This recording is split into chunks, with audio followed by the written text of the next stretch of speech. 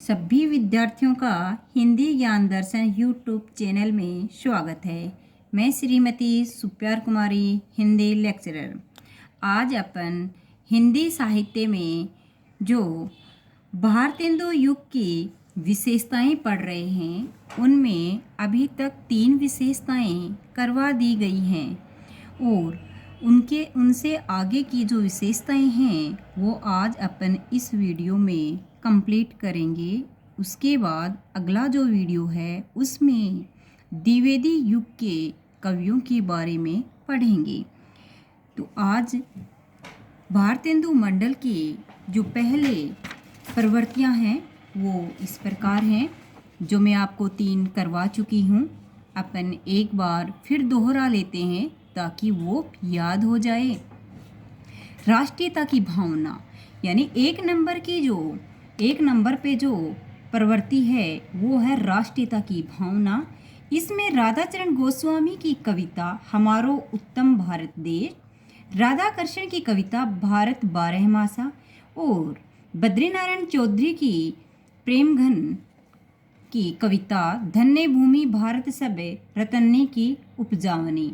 इस प्रकार इसमें ये जो 3 इम्पोर्टेंट कवि हैं और इनकी रचनाएं हैं, तीनों कविताएं हैं, ये याद कर लीजिएगा। और दूसरी जो इसकी प्रमुख विशेषता रही है वो इस प्रकार है, समाज की दुर्दशा का चित्रण। तो भारतेंदु जी की जो भारत दुर्दशा नाटक है उसमें इस प्रकार इन पंक्तियों में है, ये याद कर लेना कि रोबहू सब मिली आवहू भारत भाई, हा हा भारत दुर्दशा देखी न जाए। तो 1 नंबर की जो प्रमुख विशेषता वो है राष्ट्रीयता की भावना, नंबर 2 समाज की दुर्दशा का चित्रण और नंबर 3 भक्ति भावना।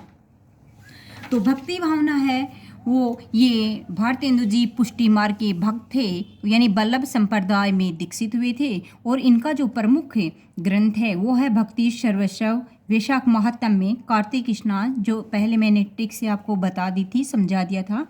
मेरी तो साध एक ही है जगनंद लला वृष भानु दुलारी। और आज हम जो शुरू करने जा रहे हैं वो चौथी विशेषता, सभी नोट कर लें, 3 तक आपने नोटेड किया हुआ है, प्रकृति चित्रण। क्या है? प्रकृति चित्रण। प्रकृति चित्रण में भारतेंदु मंडल के जो प्रमुख कवियों ने प्रकृति का स्वच्छंद रूप से चित्रण किया है, यानी स्वच्छंद रूप से, किसी के अधीन रह के नहीं, स्वतंत्र रूप से। एक और तो वसंत, यानी वसंत है, वृषा है, आदि ऋतुओं का मनोहारी चित्र अंकित किए। यानी किन किन ऋतुओं का बताया? वसंत ऋतु है, वर्षा ऋतु है। दूसरी ओर गंगा, यमुना, चांदनी आदि का सुंदर चित्रण किया, यानी गंगा नदी, यमुना नदी और चांदनी रात वगैरह आदि का क्या किया है? सुंदर चित्रण किया। यानी देखिए विशेषता का नाम क्या? प्रकृति चित्रण, यानी प्रकृति है अपनी, उसका चित्रण किया गया है। भारतेंदु कृत, यानी भारतेंदु द्वारा जो लिखी गई है रचना, उसका नाम है वसंत होली में वसंत का वर्णन है। यानी इनकी रचना है भारतेंदु जी की, और रचना का नाम क्या है? वसंत होली, जिसमें वसंत ऋतु का वर्णन है। चंद्रावली, जो इनकी नाटिका में यमुना नदी का वर्णन है। यानी भारतेंदु जी की जो रचना है वसंत होली, उसमें वसंत ऋतु का वर्णन है, और इनकी चंद्रावली जो नाटिका है उसमें यमुना नदी का वर्णन है। प्रकृति के माध्यम से नायक नायिका की श्रृंगार चेष्टाओं का निरूपण भी किया है।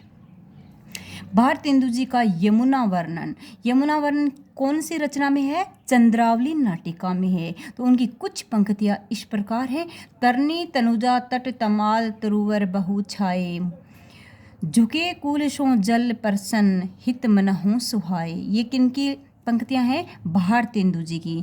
5वीं जो इनकी विशेषता है वो है हास्य व्यंग्य की प्रधानता।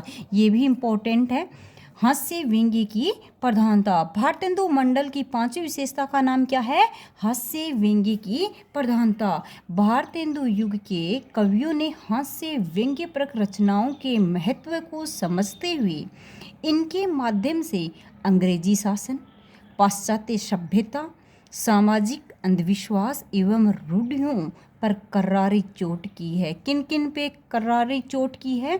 व्यंग्य किया गया है व्यंग्यप्रक रचनाओं को महत्व को समझाते हुए उनके माध्यम से किस किस पे क्या, एक तो उस समय अंग्रेजी शासन, क्योंकि भारतेंदु जी का जन्म 1850 में हुआ और भारतेंदु युग को ये माना जाता कि 1857 से इनका प्रारंभ माना जाता और कब तक चलता है, 1900 तक चलता है। तो आप जानते हैं 1857 की क्रांति भी आपकी खूब पड़ी हुई है। तो अंग्रेजी शासन ये उसी समय आ गया। फिर है पाश्चात्य सभ्यता, यानी दूसरे जो पश्चिमी देश थे वहाँ की सभ्यता के ऊपर करारा व्यंग्य किया गया है। सामाजिक अंधविश्वास, उस समय काफ़ी अपने भारत में अंधविश्वास रूढ़ियाँ से जकड़ा हुआ था एवं रूढ़ियों पर करारी चोट की है। भारतेंदु जी ने अपने नाटकों एवं एकांकियों में व्यंग्योक्तियों के माध्यम से तत्कालीन परिस्थितियों का सुंदर चित्रण किया है। अंधेरी नगरी में चूरन वाला कहता है, यानी जो भगत जी हैं, यानी इनके पात्र का नाम क्या है, अंधेरी नगरी के भगत जी, वो क्या कहते हैं, चूरन साहब लोग जो खाता सारा हिंद हजम कर जाता। यानी उनका कहना है कि चूरन वाले हैं, वो क्या कहते हैं कि मैं ऐसा चूरन देता हूँ कि उससे हाजमा वो इतना अच्छा रहता है कि सब लोग ठीक रहते हैं और यहाँ तक कि पूरे हिंदुस्तान को हजम कर जाता है। यहाँ पे क्या है, व्यंग्य है, यानी अंग्रेज यहाँ का चूरन खा खा के और पूरे हिंदुस्तान को क्या कर रहे हैं, हजम कर रहे हैं। तो ये किसमें वर्णन है, अंधेरी नगरी में है। चूरन साहब लोग जो खाता सारा हिंद हजम करे जाता। इस प्रकार 5 विशेषताएं हैं, आगे और देखिए। छठी जो विशेषता है 6 नंबर की, वो है समस्या पूर्ति। ये इस युग की विशेष रही है जो अभी तक नहीं हुई थी। भारतेंदु काल के कवि समस्या पूर्ति के रूप में भी काव्य रचना करते थे। कवि जन किसी समस्या को लेकर उसकी पूर्ति हेतु विलक्षण कल्पनाएं कर काव्य रचना करते थे। समस्या पूर्ति का प्रमुख नियम ये था कि दी गई पंक्ति छंद या कविता के अंत में आने चाहिए। समस्या पूर्ति के माध्यम से उक्ति, विचित्र अलंकरण एवं कल्पना का मनोहारी प्रयोग करने की रीतिकालीन प्रवृत्ति को काव्य में पर्याप्त प्रश्रय मिला।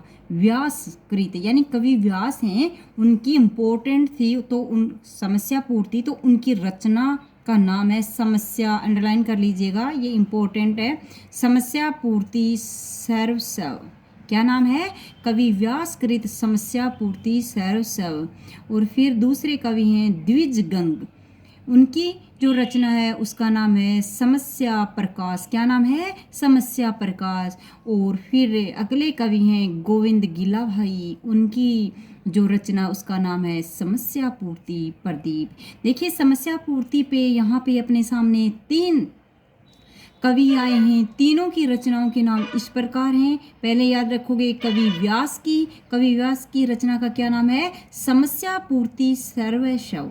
समस्या पूर्ति सर्वस्व क्या नाम है, यानी कवि व्यास की जो रचना है उसका नाम है समस्या पूर्ति सर्वस्व। दूसरे जो कवि हैं द्विजगंग, उनकी रचना का नाम है समस्या प्रकाश। और तीसरे गोविंद गिला भाई की है समस्या पूर्ति प्रदीप, समस्या पूर्ति प्रदीप। और 7वीं और इस भारतेंदु मंडल की अंतिम जो विशेषता है अर्थात प्रवृत्ति है, वो है ब्रज भाषा का प्रयोग। क्या है, ब्रज भाषा का प्रयोग। भारतेंदु युग के अधिकांश कवियों ने ब्रज भाषा में ही काव्य रचना की है। इस काल के कुछ कवियों ने खड़ी बोली, क्या किया, खड़ी बोली में भी रचनाएं लिखी हैं, पर वे कला एवं भाव की दृष्टि से उतनी प्रभावपूर्ण नहीं हैं।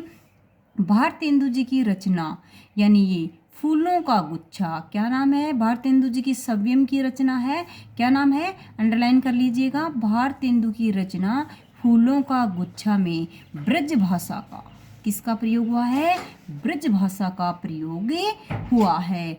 फिर भारतेंदु जी को सच्चे अर्थों में, अंडरलाइन कीजिएगा यहाँ से, भारतेंदु जी को सच्चे अर्थों में आधुनिक काल का जनक कहा जा सकता है। भारतेंदु युग के कवियों ने कविता को रीतिकालीन परिवेश से निकालकर सामयिक समस्याओं से जोड़ दिया है। तो इस प्रकार ये सातों जो विशेषताएं हो गई, एक बार संक्षिप्त रूप में सातों विशेषताओं के नाम हैं वो याद कर लो। मैं दोहरा देती हूँ, मेरे साथ साथ, यानी रिपीट मन ही मन में करोगे या जोर से बोल बोल के कैसे भी करो, याद हो जाए और इनके नोट्स बनाते रहो। नंबर 1 राष्ट्रीयता की भावना, नंबर 2 समाज की दुर्दशा का चित्रण, और नंबर 3 विशेषता का नाम है भक्ति भावना, नंबर 4 प्रकृति चित्रण, और 5 है हास्य व्यंग्य की प्रधानता, और छठी जो विशेषता है उसका नाम है समस्या पूर्ति, और 7वीं विशेषता है उसका नाम है ब्रज भाषा का प्रयोग। इस प्रकार अपने चैनल को बनाए रखें, और इसको बनाए रखने के लिए आप सबको मिलकर मेहनत करनी होगी कि ये वीडियो को ज़्यादा से ज़्यादा लाइक और सब्सक्राइब करते रहें। ज़्यादा से ज़्यादा यही कोशिश की जाएगी कक्षा 11 और 12, विशेषकर कक्षा 12 के लिए पूर्णतया संपूर्ण जो संशोधित पाठ्यक्रम है वो आपको एक ही जगह इम्पोर्टेंट, और सभी लेसन हैं, पाठ हैं आपकी, उनके वीडियो जल्द ही उपलब्ध करवाया जाएगा। यानी प्रत्येक दिन आपको वीडियो यहाँ मिलते रहेंगे। थैंक यू, धन्यवाद सभी को।